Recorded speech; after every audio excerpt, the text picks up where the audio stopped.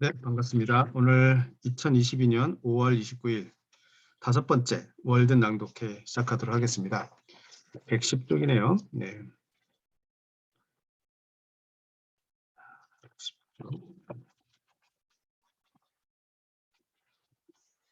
110쪽에 그 부패한 자선 행위부터 하면 되나요? 그죠? 네.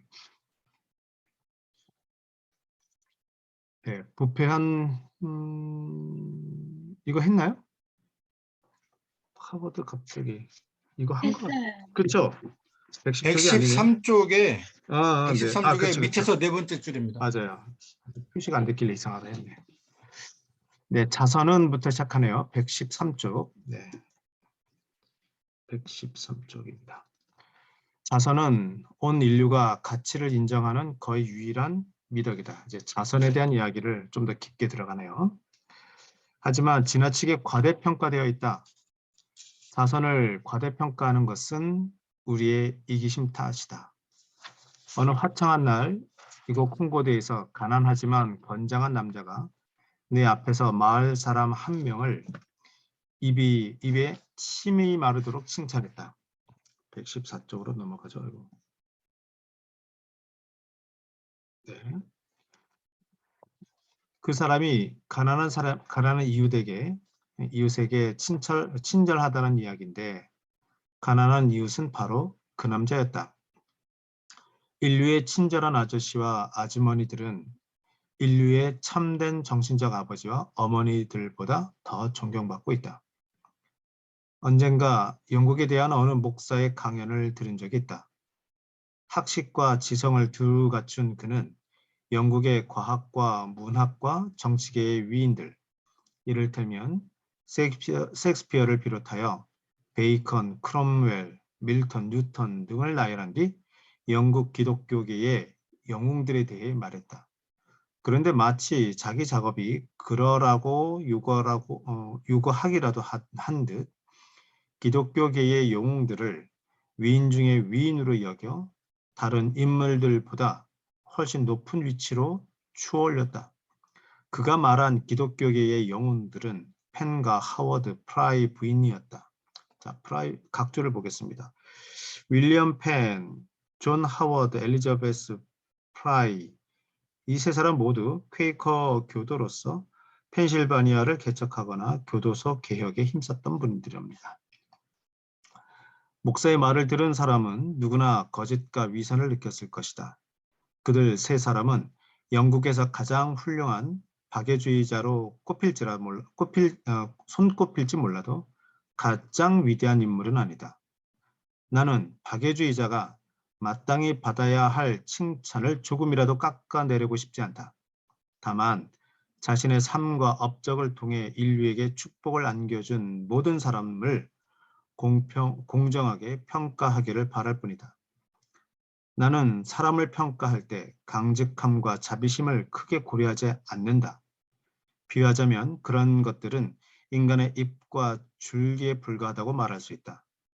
푸른 잎을 말려서 병자가 마시는 차를 만드는 식물은 대개 돌팔이 의사들이 애용하는데 그러한 하찮은 용도 말고는 별 쓸모가 없다. 네, 115쪽으로 넘어갑니다. 네. 나는 인간의 잎과 줄기가 아니라 꽃과 열매를 원한다. 그 사람에게서 향기가 풍겨오기를 바라고 우리의 교제가 잘 익은 열매 같은 원숙한 향기를 내뿜기를 바란다. 그 사람의 선량한 품성은 부분적이거나 일시적이 아니라 늘 흘러넘치는 것이어야 한다. 그는 선량하기 위해 어떤 희생도 치르지 않아야 하며 왜 그럴까요? 네. 선량하기 위해서 어떤 희생도 치르지 않아야 한다고 얘기하네요. 자신이 희생한다는 사실도 의식하지 말아야 한다. 이것은 수많은 죄를 덮는 자선이다. 야, 이렇게까지 심하게 얘기한다고? 예. 약간 제가 동감하는 부분은 어떤 거냐면요. 예. 그러니까 희생을 치르면서 선량하는 노력, 숭고하고 훌륭하죠. 근데 지속 가능하냐 이거예요. 그런 생각이 들어서 이 말에 좀 동의하거든요. 네. 근데 딱 갑자기 확 와닿지는 않으실 수 있겠죠. 뭐 저도 수많은 죄를 덮는 자선이라는 얘기까지 하니까 하던데요. 네. 계속 읽어볼게요. 네. 박애주의자는 자신이 이겨낸 슬픔에 대한 기억으로 인류를 대기처럼 감싸면서 그것을 연민이라 일컫는다.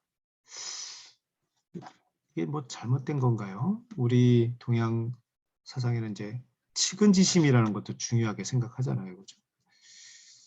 그런데 네. 우리는 절망이 아닌 용기를, 질병이 아닌 건강과 평안을 나누어야 한다. 그와 동시에 절망과 질병이 전염병처럼 퍼지지 않도록 주의를 기울여야 한다. 저 통곡 소리는 남부의 어느 평원에서 들려오는 것일까? 우리가 빛을 전해주어야 할 미개인은 어느 위도에서 살고 있을까? 우리가 구제해야 할 저 방종하고 잔혹한 인간은 누구인가? 몸이 아파서 기능을 제대로 발휘하지 못하거나 위장에 병이 생긴 사람도 위장은 연민이 움트는 곳이므로 네. 재밌네요. 위장은 연민을 움트는 곳이래요. 당장 세상을 개혁하는 일에 나설 수 있다. 그는 자신이 소우주가 되어 세상 사람이 지금껏 풋사과를 먹고 있었다는 사실을 발견했다. 이것이 진정한 발견이고 그는 그것을 해낸 사람이다. 사실 그의 눈에는 지구 자체가 거대한 풋사과로 보인다. 그 사과가 익기도 전에 인간의 자식들이 야금야금 갉아먹는다고 생각하니 섬뜩하고 무섭기만 하다. 그는 과감하게 박애 정신을 발휘하여 곧바로 에스키모와 파타고니아 사람을 찾아내고 인구가 많은 인도와 중국의 마을을 품에 안는다. 116쪽으로 넘어갑니다. 그동안 권력자들은 나름의 목적을 달성하기 위해 박애주의자를 이용한다. 야, 이것도 내가 박애주의자들이 권력자한테 이용을 당했대요. 그리하여 몇 년 동안 박애 활동을 하고 나면 그는 한쪽 또는 양쪽 볼에 엷은 홍조를 띠게 되고 삶은 미숙한 상태에서 벗어나 예전처럼 유쾌하고 건전해진다. 나는 지금껏 내가 저지른 것보다 더 큰 죄가 있으리라고는 상상조차 한 적이 없다. 나보다 더 못된 인간을 만난 적도 없고 앞으로도 그럴 것이다. 근데 더 큰 죄를 지고 있다는 얘기인가요? 이 권력자들은 나름의 목적을 달성하기 위해서 박애주의자를 이용한다. 뭐하고 이게 오버랩 되냐면요. 그 예수 선교사들이요. 예수 선교사들이 본의 아니게 또는 그러니까 의도적이거나 본의 아니게 예, 그 제국주의 침략의 선봉에 섰다는 것도 사실이잖아요. 뭐 그거하고 좀 오버랩 되네요. 네. 계속 읽어보겠습니다. 개혁가가 진정으로 슬픈 것은 고통을 받는 이웃에 대한 연민 때문이 아니다. 설령 성스러운 신의 아들일지라도 그를 슬프게 하는 것은 자신이 느끼는 개인적인 고통이다. 그 고통이 말끔히 사라지고 봄이 찾아와서 침대에 아침 햇살이 비치면 그는 변명 한마디 없이 자신의 너그러운 동료 개혁자들을 저버릴 것이다. 내가 끼견에 반대하는 강연을 하지 않는 이유는 나 자신이 담배를 한 번도 피워보지 않았기 때문이다. 그런 강연은 담배를 피웠다가 끊은 사람들이 받아야 하는 벌이다. 벌? 네. 하지만 내가 행한 것들 중에서 그 해독에 대해 강연할 만한 것은 얼마든지 있다. 당신이 어쩌다 가령 누군가에게 속아서 자선 활동을 하게 된다면 오른손이 하는 일을 왼손이 모르게 하라. 자선은 굳이 알릴 만한 가치가 없기 때문이다. 네. 성경 귀절이죠? 네. 왼손이 할 일은 오른손이 모르게 하라. 굳이 알릴 만한 가치가 없기 때문이다. 물에 빠진 사람을 구한 다음에는 묵묵히 구둣끈을 묶고 한 차례 숨을 돌린 뒤 자유롭게 하고 싶은 일을 찾아서 떠나라. 우리의 미풍양속은 오히려 성인들과 접촉하면서 문란해졌다. 그러니까 자선을 잘하는 사람, 박애주의자들 막 칭송하다 보니까 그 사람들의 하나의 우상이 됐다. 약간 그런 느낌이 좀 비춰지네요. 성가집은 신에 대한 저주의 멜로디와 신에 대한 끝없는 인내의 가사로 가득 차다. 이게 서로가 너무 까는 거 아닌가 이거? 네. 선지자들과 구원자들도 인간의 희망을 북돋기보다는 두려움을 달래줄 뿐이라고 말할 사람이 있을 것이다. 생명이라는 선물에 대한 소박하지만 억누를 수 없는 만족감, 신에 대한 기억할 만한 찬양은 어디에도 기록되어 있지 않다. 멀리 떨어져 틀어박혀 있는 듯해도 건강과 성공은 내게 도움이 되고 아무리 지극한 연민을 보여도 질병과 실패는 나를 슬프게 하며 내게 해를 끼친다.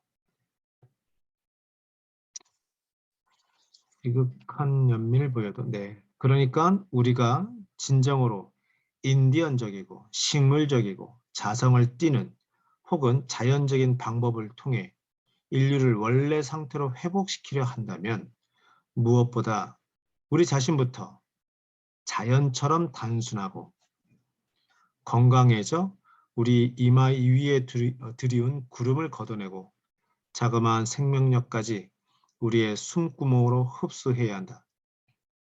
더 이상 가난한 사람의 관리자로 남아있지 말고 그러니까 박애주의자로서 말이죠. 가난한 사람이 있구나. 내가 도와줘야지.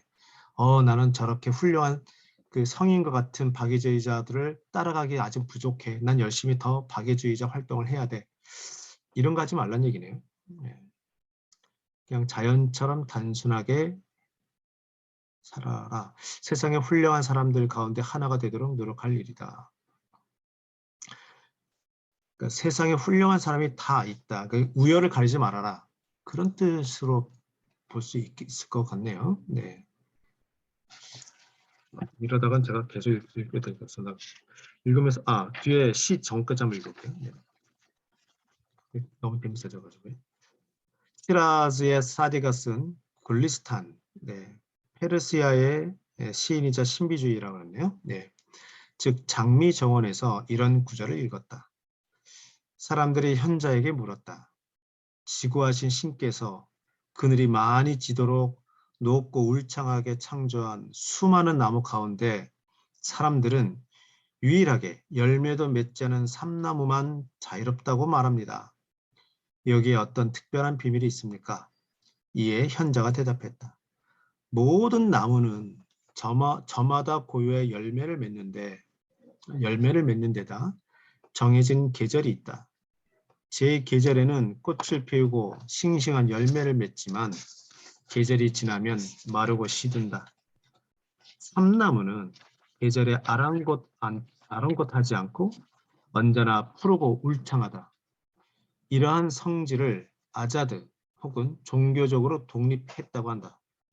아자드는 자유롭다는 뜻의 페르시아군요. 일시적이고 덧없는 것에 마음을 두지 마라.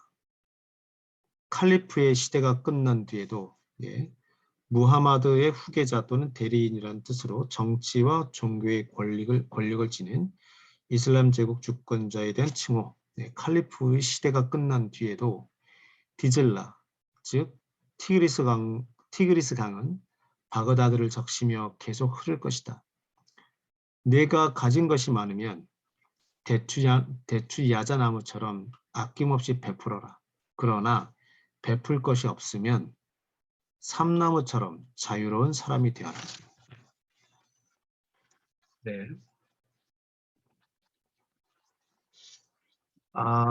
굉장히 그 동양 철학의 노자 사상 그런 느낌 확 물씬 풍기지 않나요? 네. 잠시만요. 제가 우리 낭독 리스트를 한번 좀 정리를 좀 해볼게요. 자, 잠시 기록. 네, 홍지영 선생님 118쪽이네요. 네, 시어. 네. 보안의 시 가난한 자의 허세 토머스 커루. 불쌍한 가난뱅이여 그대는 참으로 뻔뻔하구려. 그대의 초라한 오두막이나 함지박 같은 집이 손쉽게 얻는 햇빛 속이나 그늘진 우물가에서 풀뿌리와 채소로 게으르고 현학적인 미덕을 얼마간 기른다고 하여 하늘의 한 자리를 요구하니 말이오. 아름다운 꽃을 피우는 미덕은 마음의 줄기에서 만발하는데 그대의 오른손은 마음에서 그런 자비로운 열정을 찢고 본성을 타락시키고 감각을 마비시키며 활동적인 인간들을 돌로 바꾸어 놓았으니 그대는 고르곤이나 다름없구려. 고르곤은 그리스 신화에서 머리카락이 뱀으로 되어 있는 세 자매를 말합니다. 이 괴물과 눈이 마주치면 돌로 변했다고 합니다. 우리는 그대의 억지스러운 절제나 기쁨도 슬픔도 모르는 부자연스러운 무지와의 따분한 교제 같은 것은 원하지 않소. 우리는 또 능동적이기보다 고상한 척 속이면서 억지로 끄집어내는 수동적인 용기도 필요 없소. 이 비천하고 영락한 무리는 평범함에 만족함으로 그대의 비굴한 근성과 잘 어울릴 것이요. 우리는 평범을 넘어선 미덕을 원하오. 용감하고 관대한 행위, 제왕다운 기품, 모든 것을 한눈에 꿰뚫는 분별력, 한계를 모르는 아량, 그 이름이 남지는 않았지만 헤라클레스나 아킬레우스나 테세우스처럼 셋 모두 그리스 신화에 나오는 영웅이다. 모범을 보였던 영웅적인 미덕을 원하오. 그러므로 그대는 그대의 역겨운 오두막으로 돌아가 새롭게 빛나는 밝은 하늘이 보이거든 그런 위인들이 어떤 존재였는지 알아보도록 하시오. 내가 살았던 곳과 거기에서 산 이유 120쪽으로 넘어갔습니다. 네. 인생의 어느 시기에 이르면 우리는 모든 장소를 우리가 살 집터로 쓸만한지 생각해보는 버릇이 생긴다. 나는 내가 사는 곳에서 사방 20km 이내의 시골 땅을 샅샅이 조사했다. 그러고는 모든 농장을 하나둘 차례로 사들이는 상상을 해보았다. 어느 농장이든 마음대로 살 수 있었고 가격도 알고 있었다. 나는 농부의 집과 토지를 살피고 다니면서 야생 사과를 맛보고 농부와 농사에 관련된 이야기를 나누고 농부가 얼마를 부르든 그 가격에 농장을 사서는 농부에게 저당을 잡히는 상상도 했다. 심지어 농부가 부르는 값보다 더 높은 가격을 매기기도 했는데 모든 것을 인수하면서 토지 문서만은 받지 않았다. 말하는 걸 좋아하는 만큼 문서 대신 농부의 말을 믿기로 했던 것이다. 아무튼 나는 그처럼 상상으로 농장을 일구었다. 어느 정도는 농부도 교화했고 이런 상상을 충분히 즐기고 난 뒤에야 농부에게 농장을 계속 일구도록 맡기고 물러났다. 이 같은 상상을 한 탓에 친구들은 나를 일종의 부동산 업자로 여기게 되었다. 내가 어디에 눌러앉든 나는 거기서 충분히 살 수 있었다. 내가 눌러앉으면 풍경이 나를 중심으로 펼쳐졌다. 따지고 보면 집이란 세데스, 즉 엉덩이를 붙이고 눌러앉는 자리가 아닌가. 세데스, 좌석, 의자, 앉는 자리 등을 뜻하는 라틴어. 즉 엉덩이를 붙이고 눌러앉는 자리가 아닌가. 내가 눌러앉은 곳이 시골이면 더 좋을 것이다. 나는 당분간은 개발될 것 같지 않은 집터를 여러 곳 발견했다. 그중 하나는 사람들이 볼 때 마을에서 너무 멀다고 생각할 터였다. 그러나 내 눈에는 마을이 집터에서 너무 멀어 보였다. 이곳이라면 충분히 살 수 있겠다고 나는 생각했다. 그러고는 1시간 동안 머물면서 여름과 겨울의 생활을 머릿속에 그려보았다. 또 어떻게 하면 그곳에서 많은 세월을 보내며 겨울을 버텨내고 따뜻한 봄을 맞을지 곰곰이 생각했다.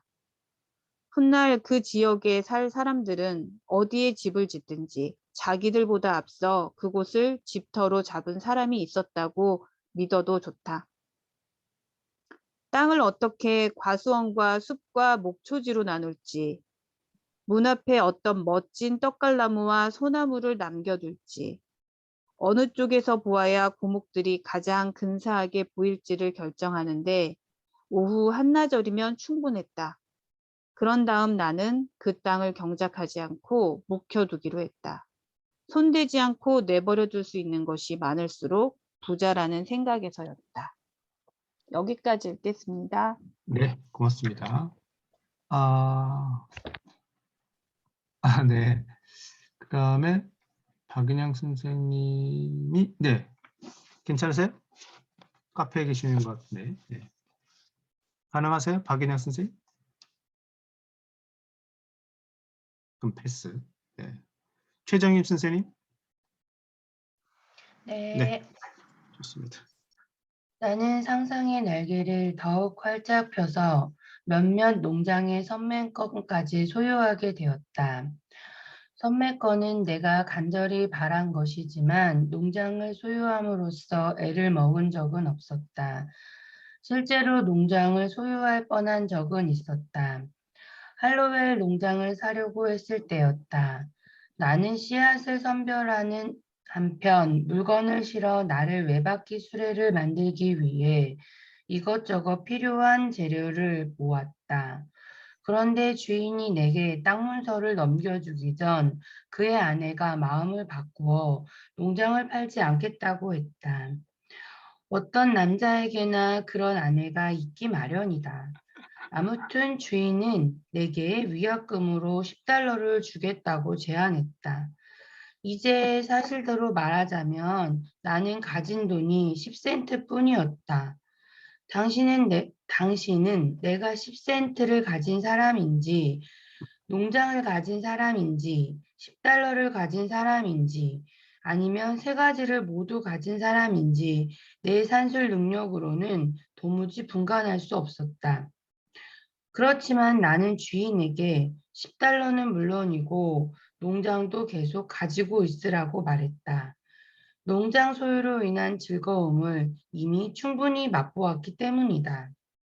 아니, 좀 더 정확히 말하면 내가 관용을 베풀어 농장을 상값에 그대로 되팔고 부자가 아닌 땅 주인에게 위약금 $10를 선물한 셈인데다 내게는 여전히 10센트와 씨앗을 비롯하여 외바퀴 수레를 만들 재료가 남아 있었기 때문이다. 그리하여 나는 내 가난에 아무런 손해를 입히지 않은 채 부자의 기분을 만끽했다. 야, 그러면서 대단한 멘탈이네요. 네. 하여튼, 야, 예, 계속 읽어주시죠. 그러면서 그곳의 풍경을 기억 속에 담았고 그 후로 해마다 외바퀴 수레 없이 그 풍경을 생산하는 것을 내 기억 속으로 옮겨왔다. 경치에 관해 이런 시구가 있다. 나는 내가 바라보는 모든 것의 군주이며 그런 내 권리를 의심할 사람은 아무도 없다. 음, 영국의 시인 윌리엄 쿠퍼가 쓴 알렉산더 셀커크가 후안 페르난데스 제도에서 쓴 것으로 추정되는 시의 한 구절. 나는 어느 시인이 농장에서 가장 귀중한 것을 취한 뒤 묵묵히 돌아가는 모습을 자주 보았다. 무뚝뚝한 농부는 시인이 야생사가 2여 개만 따갔을 것이라고 짐작했다. 농부가 몇 년 동안 깨닫지 못했을 뿐이지 시인은 그 농장에 운율이라는 눈에 보이지 않는 아름다운 울타리를 둘러치고는 그 안에 젖을 짜고 불순물을 걷어낸 다음 크림은 전부 가져가고 농부에게는 탈주만 남겨놓았다. 여기까지 읽겠습니다. 네, 고맙습니다. 이번에는 네, 제가 읽겠습니다. 예, 감사합니다. 네, 할로웰 농장이 내게 매력적으로 보였던 것은 완벽하게 외진 곳에 자리 잡고 있었기 때문이다. 농장은 마을에서 대략 3km, 가장 가까운 이웃과도 800m쯤 떨어진 데다 간선도로와도 널찍한 밭을 사이에 두고 있었다. 농장이 강을 끼고 있는 것 또한 내게는 매력으로 작용했다. 농장 주인은 강에서 피어오르는 안개 덕에 봄서리에 피해를 입지 않는다고 말했지만 그런 것은 내게 중요하지 않았다. 폐허나 다름없는 잿빛의 집과 헛간, 곧 허물어질 듯한 울타리에 대해서도 나와 주인 사이에 의견 차이가 있었다. 토끼가 갉아먹어서 속이 빈데다 이끼로 뒤덮인 사과나무는 내가 앞으로 어떤 이웃과 지내게 될지 보여주었다. 그러나 무엇보다 내 마음을 사로잡은 것은 맨 처음 배를 타고 그 강을 올라가던 때의 추억이었다. 당시 농장의 집은 울창한 꽃단풍나무 숲에 가려서 보이지 않았다. 그 집에 개가 짖는 소리만 나무들 사이로 들렸을 뿐이다. 아무튼 나는 농장 주인이 바위들을 파내고 속이 빈 사과나무들을 베고 목초지 여기저기에 도달한 어린 자작나무를 뿌리째 뽑아내기 전에, 말하자면 주인이 환경을 개선하겠다고 이것저것 건들기 전에 서둘러 농장을 사려고 했다. 나는 앞에서 말한 매력을 즐기기 위해 세상을 어깨에 짊어진 아틀라스처럼 농장을 경영할 각오가 되어 있었다. 아틀라스는 그리스 신화에 나오는 거인신, 1000개를 어지럽힌 죄로 제우스에게 하늘을 어깨로 떠받치는 벌을 받았다. 나는 앞에서 말한 매력을 즐기기 위해 아틀라스가 그런 고생을 한 대가로 어떤 보상을 받았는지는 들은 적이 없어 알지 못하지만 값을 지불함으로써 아무런 간섭도 받지 않고 농장을 소유하고 싶었다. 농장을 사려는데 특별한 동기나 이유 같은 것은 없었다. 그저 농장을 사서 모든 일을 묵묵히 하겠다는 각오만 하고 있었다. 나는 농장에 손을 대지 않고 그대로 두기만 해도 내가 원하는 것을 풍성하게 수확한다는 사실을 알고 있었다. 그러나 말했다시피 농장을 사는 일은 틀어지고 말았다. 그러니까 대규모 농사에 대해 내가 말할 수 있는 것은 씨앗을 준비했다는 사실뿐이다. 씨앗은 오래 먹을수록 좋아진다고 여기는 사람이 많은데 시간이 지나면서 좋은 씨앗과 나쁜 씨앗이 구분되는 것은 확실하다. 따라서 웬만큼 시간이 경과하여 마침내 씨를 뿌릴 때가 되면 실망할 가능성도 그만큼 줄어들 것이다. 하지만 나는 동료들에게 되도록 무언가에 오랫동안 얽매이지 말고 자유롭게 살라고 당부하고 싶다. 농장 일에 얽매여 살든 군 교도소에 갇혀서 지내든 큰 차이가 없었다. 카토가 쓴 농업론은 나만의 컬티베이터인 셈인데 거기에 다음과 같은 구절이 있다. 내가 읽은 유일한 번역본은 이 구절을 엉망으로 번역해 놓았다. 그 농업론은 기원전 2세기에서 기원 후 4세기까지 로마의 농업 관련 글을 모은 책으로 마르쿠스 프루키우스 카토를 비롯하여 4작가가 집필했다. 컬티베이터라는 것은 경작자라는 뜻으로 소로 시대에는 보스턴 컬티베이터, 뉴 잉글랜드 컬티베이터처럼 농업 잡지에 컬티베이터라는 명칭이 붙었다. 농장을 구입할 때는 욕심부리지 말고 마음속으로 몇 번이고 다시 생각하라. 또 농장을 살펴보는 일을 귀찮게 여기지 말며 한번 둘러보는 것으로 충분하다고 생각하지 마라. 좋은 농장이라면 자주 가볼수록 마음에 들 것이다. 이제 나는 욕심을 부려 농장을 사지 않고 살아있는 동안 둘러보고 또 둘러볼 것이다. 그리고 먼저 거기에 묻힐 생각이다. 그래야 마침내 농장이 더욱 내 마음에 들 것이다. 여기까지 읽겠습니다. 네, 감사합니다. 그 다음에 배주영 선생님 괜찮으세요? 네. 네. 이번 경우는 내가 같은 유형으로 시도한 2번째 실험인데 편의상 2년의 경험을 1년으로 압축하여 좀 더 자세히 설명하도록 하겠다. 말했듯이 나는 시리의 노래를 부르는 것이 아니라 이웃들을 깨울 수만 있다면 횃대 위에 올라앉은 아침 수탉처럼 기운차게 소리치려는 것이다. 잠시만요. 네. 방금 전에까지 읽었던 내용들을 보면 그 농장을 구매하는 과정, 그래서 어떻게 구매를 하고 어떻게 관리를 하고 뭐 이런 내용들이 잠깐 언급되고 있는데요. 혹시 여기 계신 분 중에서 그 주말 농장이라도 좀 하신 분이라든가 또는 농사일을 한번 해봤다라든가, 그래서 이 그러니까 소로가 지금 땅에 대하는 태도를 우리가 좀 보고 엿보고 있는 거거든요. 그래서 이게 실제 어떤 의미인지, 뭐 땅을 갈고 어쩌고 한다는 것이 뭐 나무에 대한 얘기를 막 하고 그러는데, 이게 그 현장에 계신 경험, 현장을 경험하신 분의 입장에서는 또 혹시 달리 해석되거나 아니면 더 자세하게 또 들려주실 수 있는 말씀이 있으시면 언제든지 약간 브레이크 하시고 간섭해 주셔서 좀 더 다양한 이야기 좀 해주셨으면 좋겠어요. 앞으로 계속 사실 저 같은 경우는 낯설거든요. 이 농사 짓고 시골 생활하는 게. 근데 이게 과연 어떤 의미인지, 야, 이 정도 서로가 했단 말이야? 이거는 대단합니다. 뭐 이런 식으로 혹시 설명해 주실 분이 계시면 이제 언제든지 좀 간섭해 주시면 감사하겠습니다. 네, 죄송합니다. 계속 읽어주시죠. 위에 시리의 노래를 부르는 것이 아니라에 대한 것은 영국의 시인 세뮤얼 테일러 콜리지의 시 시리의 노래를 빗댄 표현이고요. 맨 처음 내가 숲에 살기 시작한 날, 다시 말해 낮만 아니라 밤에도 거기서 보내기 시작한 날은 우연히도 1845년 7월 4일 미국 독립기념일이었다. 당시 집은 아직 완성되지 않아서 겨울을 나기 어려운 상태였다. 겨우 비를 피할 정도였으며 회벽을 바르지도 굴뚝을 세우지도 않았다. 벽이라고 해야 비바람에 얼룩진 거친 널빤지 뿐인 데다 틈새가 널찍하게 벌어져서 밤에는 추웠다. 그래도 곱게 다듬은 하얀 새끼둥과 대패질한 문틀과 창틀 덕분에 집 전체가 깨끗하고 시원해 보였다. 특히 아침에 목재가 이슬을 흠뻑 머금었을 때는 더 그렇게 보여서 점심때쯤이면 나무에서 향긋한 수액이 배어날 거라고 상상했다. 그런 상상을 하며 찬란한 아침의 분위기를 자아내는 집을 바라보면 1년 전 방문했던 산이의 집이 떠올랐다.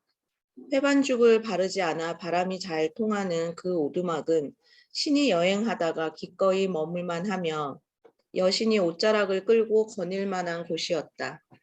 내 집을 스쳐 지나는 바람은 산등성이를 휘돌아오며 지상의 음악에서는 끊긴 천상의 아름다운 가락만 실어다 주었다. 아침 바람이 쉴 새 없이 불고 창조의 신은 끊임이 없다. 하지만 그 소리를 듣는 귀는 많지 않다. 속세를 벗어나면 올림포스 산은 어디에나 있다. 이게요, 아주 웃긴 이야기예요. 사실은요. 이게 산 위에 있는 집인데 바람에 뻥뻥 뚫린 집이잖아요. 네. 네, 그잖아요. 그 상상이 되십니까, 진짜? 근데 그거를 뭐 여신의 옷자리 끌고 다니고 뭐 천상의 아름다운 가락을이라고 얘기하시니 참 서로 정말 대단하십니다. 네. 그런 거예요, 지금. 네. 네. 배를 제외하고 내가 지금까지 소유한 집은 텐트 하나뿐이었다. 여름에 여행할 때 가끔 사용했는데 지금은 둘둘 말려 다락방에 처박혀 있다. 배는 몇 사람의 손을 거친 뒤 세월의 강물에 떠내려가 버렸다. 이제 더 튼튼한 거처가 생겼으니 나는 세상에 정착하는 쪽으로 어느 정도 진일보했다고 볼 수 있다. 아주 약간 초라할지언정 이 집은 나를 애워싼 일종의 결정체였고 건축자인 내 요구를 들어주었다. 이 집에는 윤곽만 그린 그림처럼 여러 의미가 담겨 있었다. 집안 공기가 늘 신선함을 잃지 않았기 때문에 굳이 바람을 쐬러 문 밖에 나갈 필요가 없었다. 대단한 거예요. 진짜 대단한 멘탈이에요. 야. 비가 많이 내리는 날에도 나는 집 안보다는 문 바로 뒤에 앉아 있곤 했다. 하리반사에 새가 없는 집은 양념하지 않은 고기와 같다라는 말이 있다. 하리반사는 고대 인도의 대서사시 마하바라타의 부록편이다. 소로는 프랑스어로 번역된 작품을 읽었다. 내 집은 그렇지 않았다. 나는 어느새 새들의 이웃이 되어 있었다. 새를 잡아 가두어서가 아니라 새들 가까이에 집을 짓고 그 안에 나를 가두었기 때문이다. 나는 채마밭과 과수원을 자주 드나드는 새들뿐 아니라 마을 사람에게 세레나데를 불러주는 일이 전혀 또는 거의 없어서 더욱 야성적이고 더욱 가슴 뛰게 하는 숲속의 노래꾼들인 티티새, 개똥집박이, 풍금조, 맷새, 쏙독새를 비롯하여 그 밖에 많은 새와도 가까운 이웃이 되었다. 이게요. 그러니까 이 새들이 얼마나 이 건물을 가짱게 생각했으면 사람이 있는데도 불구하고 무시하고 개 무시하고 들어와서 둥지치고 그 새똥도 쏘고 그랬을 거 아니에요? 야, 또 그런 겁니다 지금. 네. 나는 콩코드 마을에서 남쪽으로 2.5km 떨어진 조그마한 호수에 기슭에 자리를 잡았다. 마을보다 지대가 약간 높은 이곳은 콩코드 마을과 링컨 마을 사이에 드넓게 펼쳐진 숲의 한복판으로 그 일대에서 유일하게 널리 알려진 콩코드 전쟁터에서 남쪽으로 3km쯤 되는 지점이었다. 내 집은 숲에서 아주 낮은 지대에 위치해 있기 때문에 시야에 들어오는 가장 먼 지평선이라고 해야 800m쯤 떨어진 맞은편 호숫가였는데 그곳 역시 다른 지역처럼 숲으로 덮여 있었다. 처음 저기요, 일주일, 잠깐 여기 네, 각주를 보니까 그 지금 144 각주요. 이게 미국 독립전쟁의 시발점이 된 전쟁터에서 되게 가까운 거예요. 서로가 있는 집이. 그래서 요새는 그런지 모르겠는데 한동안 그 미국의 정치인들이요. 이제 우리나라 정치인들이 큰 뜻을 뿜으면 뭐 많이 가는 곳이 뭐 5.16 올, 18. 5.18 간다든지 현충원에 참배하고 그러잖아요. 그런 것처럼 미국의 정치인들도 이 소로의 이 터에 가서 한번 마음을 가다듬는다고 하거든요. 네. 네, 그 이유가 소로 때문이기도 하지만 미 독립전쟁의 시발점이 되는 그런 지역이기 때문인 것 같기도 하고 그러네요. 네. 나름 역사적인 장소입니다. 네. 네, 처음 일주일 동안은 호수를 바라볼 때마다 호수가 높은 산기슭에 있어서 바닥이 다른 호수의 수면보다 훨씬 높다는 인상을 받았다. 해가 뜨면 호수는 밤에 입은 안개옷을 벗어버렸고 그와 함께 여기저기서 부드러운 잔물결과 매끄러운 수면이 햇빛을 반사하며 조금씩 모습을 드러냈다. 그리고 안개는 밤의 비밀 집회를 끝낸 유령들처럼 살그머니 사방으로 흩어져서는 숲속으로 자취를 감추었다. 산기슭답게 이슬은 다른 곳보다 늦게까지 나무들에 맺혀 있는 듯 했다. 저 여기까지 읽을게요. 네. 계속 웃으시면 읽으시니까. 아, 근데 표현들이 정말 멋있네요. 네. 소설가 같네요. 예, 진짜요. 소설가이자 그러니까 아까도 보면 각주를 보니까 그 농부와 시인에 대한 얘기가 나오는데 그 시인을 본인을 얘기하는 거였거든요. 그러니까 본인을 스스로 이 안에서도 시인이라고 그 표현하고 있습니다. 네. 와, 안개는 밤의 비밀 집회를 끝낸 유령들처럼 살그머니 사방으로 흩어져서는 숲속으로 자취를 감췄다는 표현들이 좀 주옥 같습니다. 우리 박미양 선생님 괜찮으세요? 네, 네. 8월에 비바람이 간간히 몰아치는 동안에는 이 조그만 호수가 내게 더없이 소중한 이웃이었다. 그때 하늘은 구름에 덮여 있지만 공기와 물은 부드럽고 잔잔해서 한낮인데도 저녁처럼 고요했다. 티티새의 노래소리만 호숫가 여기저기서 들려올 뿐이었다. 호수는 그때가 가장 잔잔하다. 호수의 맑은 공기층은 얕고 구름에 가려서 어두운데 구름 사이로 비친 햇빛과 반사된 빛으로 가득 채워진 수면은 그 자체가 소중하기 그지없는 낮은 하늘이 된다. 얼마 전 나무를 베어낸 가까운 언덕에 올라가 보면 호수 건너 남쪽으로 기슭을 이룬 언덕들의 널찍한 끝자락 사이로 아름다운 경치가 펼쳐진다. 서로 마주보는 맞은편 언덕들의 경사면에서는 나무들이 우거진 골짜기를 지나 호수 방향으로 강물이 흐를 것 같지만 강은 없었다.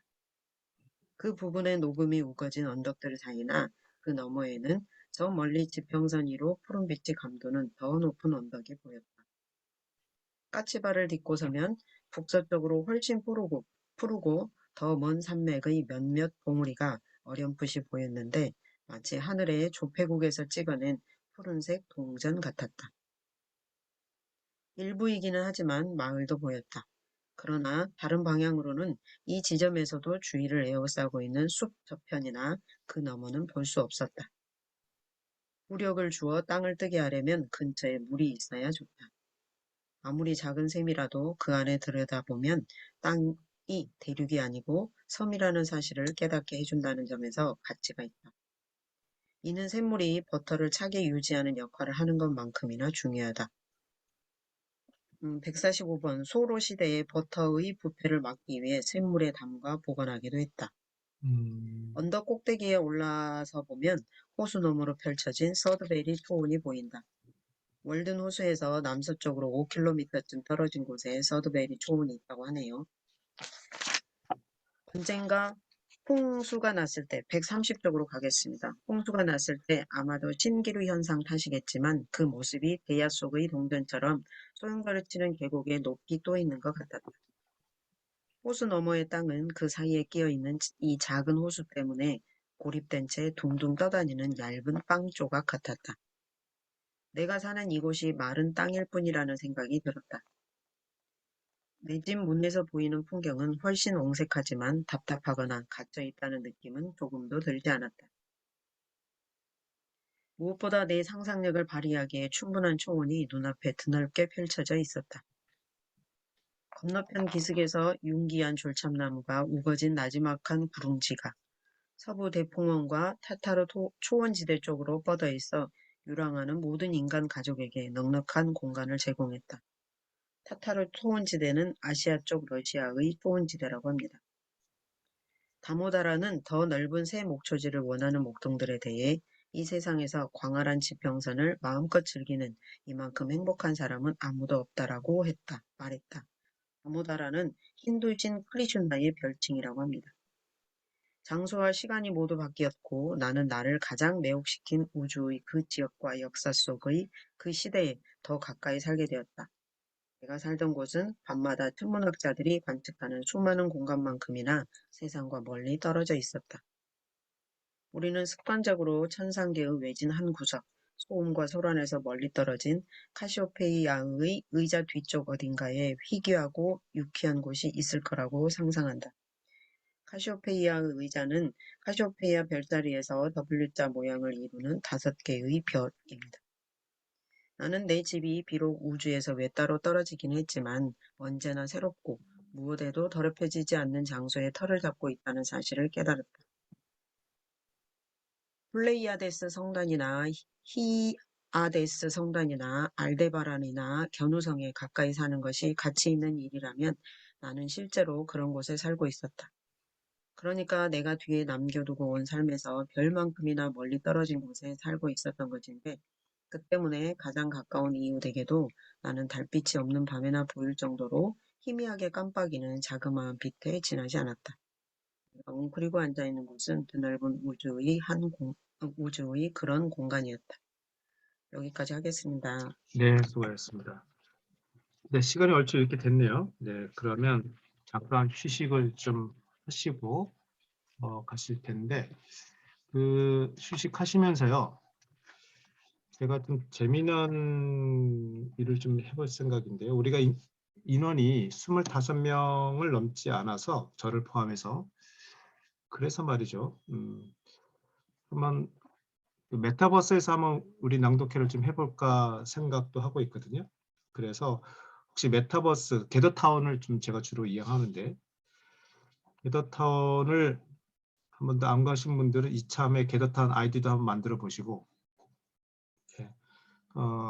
그 아바타 꾸미는데 시간 좀 걸릴 수 있거든요. 그래서 오늘은 연습 삼아 한번 좀 해보시면 어떨까. 제가 링크 하나 드릴게요. 네, 자, 강의 링크 로그인 뿅 이렇게 리딩 클럽. 네. 뿅. 이따 쉬는 시간 이후에 한번 같이 그쪽으로 넘어가는 작업까지 한번 해볼게요. 그러니까 오늘은 그 줌에서 계속 할 건데요. 네, 일단 줌 상황에서 창을 하나 더 띄워서 글로 넘어가는 거 한번 해볼 생각입니다. 네. 자, 링크 하나 드렸습니다. 그래서 클릭하시면 입장할 수 있는데요. 네, 입장하기 위해서는 뭐 아바타 꾸리고 어쩌고 해야 됩니다. 그래서 할 수 있을 만큼은 아바타 대충 꾸리시고 나중에 수정할 수 있으니까. 그래서 한번 들어가셔서 한번 놀아보시는 거예요. 들어가시면 이제 이런 일들이 있어요. 네, 그래서 막 들어가는 중이에요, 지금 제가. 네.